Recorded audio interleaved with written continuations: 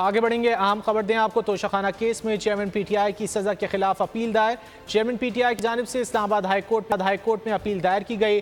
Trial court का फैसला खिलाफ कानून है, कलअदम करार दिया जाए। दरख्वास्त में ये इस्तदा की गई है, मरकजी अपील पर फैसले तक सजा मुअत्तल करके रिहाई का हुक्म दिया जाए, ये इस्तदा की गई है। तोशाखाना केस में चेयरमैन पीटीआई की सजा के खिलाफ अपील दायर कर दी गई है। चेयरमैन पीटीआई की जानिब से इस्लामाबाद हाई कोर्ट में यह अपील दायर की गई। कोर्ट का फैसला खिलाफ कानून है, कलअदम करार दिया जाए।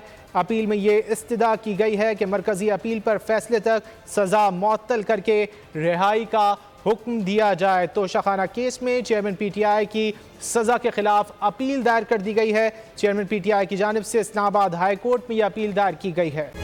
तारीख का अमीर,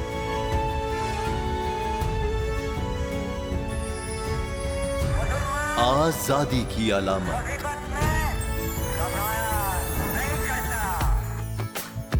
हुस्न का आईनादार,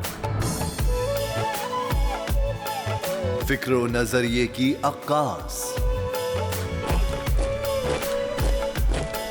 सरफराजी का गवाह, यानी हम सबका निगहबान पाकिस्तान।